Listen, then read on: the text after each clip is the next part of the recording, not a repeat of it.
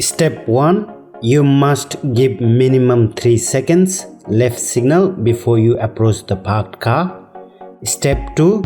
You must position your car parallel to the parked car, leaving minimum 1 meter distance from the parked car. Step 3. After completing all the safety checks, slowly reverse behind the parked car. You should not reverse more than 7 meters behind the rear of the parked car.